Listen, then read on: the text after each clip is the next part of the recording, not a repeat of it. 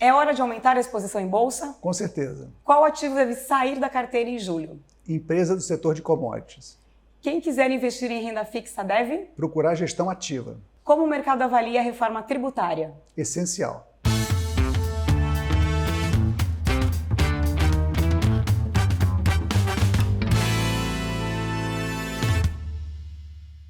Olá, estamos começando o Papo Café e Lucros do mês de junho de 2023. A conversa de hoje acontece aqui no Trinca Bar, em São Paulo, e eu tenho o prazer de receber o Felipe Biolchini, que é diretor de investimentos da gestora Bradesco Asset. Tudo bem, Felipe? Oi, Giovana, tudo bem? Obrigado pelo convite. Muito bem-vindo. Obrigado. O mês de junho, que fecha os 6 meses do governo Lula, foi marcado também pela bolsa em alta, o dólar em baixa e uma perspectiva de corte nos juros. É hora de rever o portfólio? Bom, realmente foi um semestre muito interessante e que está terminando num tom assim, muito mais positivo que começou. Tem alguns aspectos importantes que tem a ver aqui com o Brasil e com o mundo. Eu acho que o mundo está ajudando a gente a perceber que a inflação está começando a ser domada. Então, um dos grandes problemas que a gente teve no ano passado e que estava gerando muita ansiedade, a inflação muito alta e juros muito altos, a gente está vendo as inflações de uma maneira geral no mundo caindo. O Brasil acho que está mais antecipado nesse processo, que é uma boa notícia para nós, mas a mesma coisa, né, os Estados Unidos está dando alguns sinais, o Banco Central lá meio que parando de subir os juros, talvez possa subir mais um pouco, e a gente está vendo então que esse ambiente de inflação está dando um alívio importante para o mercado financeiro como um todo. Depois de muita tensão, né? Muita tensão, né? Uma surpresa, uma reprecificação importante, muito resultado negativo a partir da alta da inflação mais forte do que imaginado. E aqui no Brasil a gente começou o ano com algumas incertezas em relação à política econômica, como se tivesse, assim, para sintetizar, uma disputa entre o ajuste fiscal e o crescimento, o ajuste fiscal e o social, como se esses dois fatores não caminhassem na mesma direção. E a gente sempre entendeu, acho que o mercado de maneira geral entendeu que é preciso, para poder ter um ambiente social, um ambiente de crescimento, é importante ter as contas em ordem. Então, acho que a gente avançou nessa direção, acho que o governo deu mais sinais, assim, apresentou o arcabouço fiscal e deu sinais de que aquela grande disputa, que eventualmente poderia ser um tema, ela se dissipou. Então, a gente realmente chega agora com menos inflação, com a economia mais em ordem e com uma expectativa positiva olhando para frente. E pensando agora no investidor, que setores ele deve monitorar agora, a partir de julho? O investidor foi muito favorecido pela alta taxa de juros e continua sendo. A gente ainda vive um ambiente onde o juros está 13,75, né? A Selic, né? A taxa CDI muito elevada.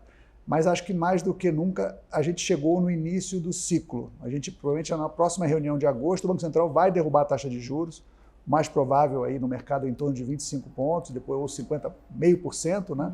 Mas tem uma expectativa que seja o início de um ciclo bem aprofundado de queda. Hoje o mercado já imagina que as taxas saem desse nível de 3,75 e vai para perto de 9. Então, eu acho que mais do que nunca o investidor está aproveitando o Selic, a taxa de juros dos títulos mais conservadores, dos fundos mais conservadores, está muito elevada. E ela vai mudar. Dá tempo ainda dele começar a olhar para frente e falar, e se as coisas derem certo no Brasil como estão parecendo? Será que alguns outros ativos que ficaram para trás nesse ambiente vão se favorecer? E a gente entende que sim. Então é o momento do investidor começar a olhar para ativos que a gente chama de maior risco, maior expectativa de retorno, que passaram muito tempo sofrendo e agora começam a dar sinais que estão se recuperando. Tem algum setor assim que você poderia destacar? Olha, quando a gente faz análise desses ciclos, primeiro de altas muito grandes de juros, que depois passam um período estável, depois quedas muito grandes de juros, os setores os ativos que mais se valorizam são os ativos ligados à Bolsa de Valores, são as ações. E dentro da Bolsa de Valores são as empresas de menor capitalização, que a gente chama de small caps. E eu acho que aqui no Brasil a gente está vivendo um ambiente onde a queda de taxa de juros deve favorecer os consumidores, vai tirar o peso, né, vamos dizer assim, da conta de juros, né, do endividamento deles. Muitas empresas aqui do setor local, né, que tem no mercado de consumo local, tendem a se favorecer. Então, acho que olhar para o mercado doméstico, empresas que estão ligadas ao mercado doméstico e que possam estar nesse campo de empresas, vamos dizer assim, não as grandes empresas, aquelas que a gente chama de small caps, a valorização pode ser muito significativa. O texto da reforma tributária deve ser votado pela Câmara dos Deputados, agora já no começo de julho. Como o mercado avalia esse novo texto? Olha, Tem dois fatores importantes. Acho que antes de falar dela especificamente, o Brasil ao longo dos últimos anos fez diversas reformas importantes. Trabalhista, previdenciária, marco de saneamento, concessões, privatizações, que trouxeram mais eficiência para a economia. E a gente tem visto os economistas errarem de forma recorrente a taxa de crescimento do PIB. Então o PIB tem crescido mais do que o esperado. Já há algum tempo a gente vem surpreendido positivamente. Tem surpreendido positivamente. Então, a reforma tributária é certamente uma que vai se somar a esse conjunto de reformas que vão provavelmente criar um ambiente de maior potencial de crescimento para o Brasil. Então, acho que isso é um ponto muito importante olhando para frente em termos de crescimento potencial, perspectiva da economia, de emprego e de crescimento de lucros e tudo mais. Especificamente em relação à reforma tributária, a gente tem vários indicadores que mostram que o Brasil é realmente um país onde o pagamento de impostos é muito complexo. Tem muita ineficiência, é difícil as pessoas entenderem. Uma mesma empresa, tem pessoas que avaliam que o imposto a pagar é de uma forma, outros que avaliam que é de outra forma. Tem diferença de um estado para o outro? Diferença de estado para o outro, guerras tributárias, assim. Então é muito complexo. Então a reforma tributária ela está indo na direção de simplificar isso, trazer mais racionalidade para esse processo. Então provavelmente vai trazer uma eficiência muito grande para todo mundo que tem que pagar imposto. Isso deve se traduzir em maior crescimento econômico, maior potencial de geração de resultado das empresas, enfim, de desenvolvimento do país. E a gente está vivendo um momento político que também parece muito propício, né? A gente vê o governo imbuído disso, os presidentes da Câmara e do Senado envolvidos também no processo de aprovação. Houve uma negociação, né, cederam algumas partes, né, estão sendo feitos acordos para que algumas setores da economia não sejam tão impactados por isso. Então, de fato, a gente está vivendo talvez o melhor momento, uma janela de oportunidade de aprovação de uma reforma tão relevante. Olhando agora ainda, né, para a nossa renda variável, para a Bolsa de Valores, até quanto pode subir o Ibovespa até o final de 2023? A gente faz, né, várias contas para poder entender, empresa por empresa, qual seria o preço justo. E aí depois a gente junta tudo isso e vê qual seria o preço do Bovespa. A conta que a gente faz hoje, levando em consideração que o juro vai cair, a economia pode crescer mais, e o que a gente está vendo, né, no ambiente de perspectiva de lucros, acho que chegar a uns 140 mil, né, saindo agora perto de 120 mil para 140 mil, é totalmente factível. Basta que esse ambiente que a gente está vivendo, que a gente, né, discorreu aqui, dessa melhoria, ele continue evoluindo, a gente não tem nenhuma surpresa internacional, seja o juro americano subir muito e gerar algum tipo de volatilidade maior, mas acho que de uma maneira geral a gente tem espaço para subir de uma forma relevante o índice Bovespa esse ano ainda. E já que você mencionou um pouco também na nossa conversa o cenário externo, né, pensando em inflação nos Estados Unidos, e também a gente tem um cenário, né, de inflação em outros mercados, né, como a Europa, mas para o investidor que de repente pensa em dolarizar a parte da sua carteira, entendendo também que neste momento o dólar está em queda, também é uma oportunidade? Eu acho que sim. Acho que uma coisa muito importante que todo investidor deveria ter sempre em mente é a diversificação. Ele de fato, no curto prazo às vezes não fica tão claro, mas no médio prazo todas as carteiras diversificadas tendem a ter uma relação de retorno-risco muito melhor do que uma carteira não diversificada. Então, a alocação de investimento no exterior faz todo sentido. Claro, o dólar, você vai oscilar um pouco com o dólar, então se o pessoal fala, não, vai ter muito investimento da China, vai jogar o dólar para 4,5. Mas pode ser que outras coisas aconteçam e o dólar suba. Vamos dizer que o juro americano tenha que subir mais um pouco, como o presidente do Banco Central americano falou hoje. Pode ser que isso ajude a subir o dólar. Então a gente tem sempre essa dúvida para onde pode ir, mas o conceito da diversificação, de estar comprando lá ativos bons também, que estão em boa precificação, hoje em dia você consegue comprar títulos lá com taxas de juros que você não via há muito tempo. Só para você ter uma ideia, a gente hoje negocia a nossa NTNB, que é o título, né, ligado à inflação, com juros superior a 5%, 5,5%, né, mais ou menos, depende do prazo.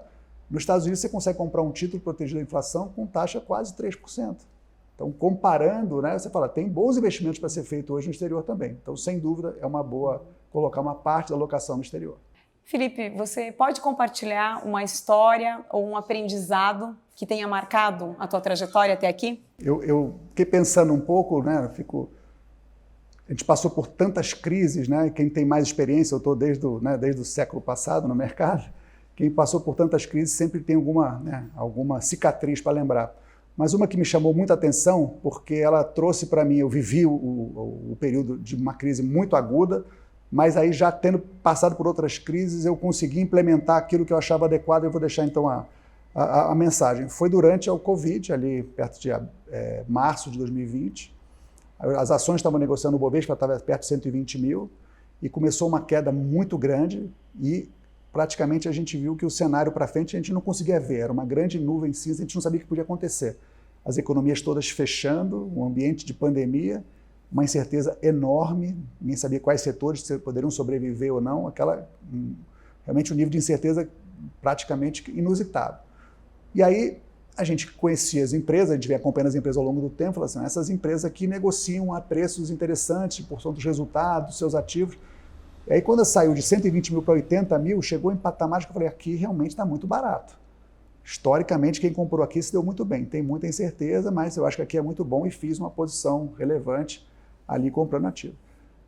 Quando, passando-se os dias, as semanas, o mercado caiu mais, quase 20%. E ali, assim, historicamente, provavelmente eu teria diminuído, teria sido obrigado a sair do mercado, né? Porque você não pode tomar prejuízo ilimitado. Assim, errei feio, realmente a crise é muito maior do que eu imaginava, então vou estopar, né? Vou realizar o prejuízo. E eu consegui não realizar o prejuízo por aprendizado do passado, que foi saber sempre que o ganhador é aquele que sobrevive. Então, quando eu comprei esses ativos, eu comprei numa quantidade que eu sabia que eu podia ter um prejuízo muito grande, e utilizando diversificação para não ficar concentrado num setor específico ou numa empresa específica, e com mecanismos de proteção. Então eu implementei aquilo que eu imaginava que deveria ser naquela hora, eu sabia que a incerteza era muito grande e que me permitiu sobreviver. Porque no final da história, o ganhador é aquele que sobrevive. Muitas pessoas estão certas no mercado, mas os que ganham realmente são aqueles que sobrevivem esse período. E a gente sabe que vai ter sempre muita incerteza. Então o aprendizado foi de olhar para as oportunidades de mercado com muita pesquisa, bastante convicção, né, vontade de acertar, mas com humildade também para saber que as coisas podem dar errado e você tem que estar preparado para esse ambiente. Felipe, muito obrigada pela sua participação, foi um prazer recebê-lo. Eu que agradeço, Giovana. Obrigada a você também pela companhia, nos vemos no fechamento de julho. Até lá!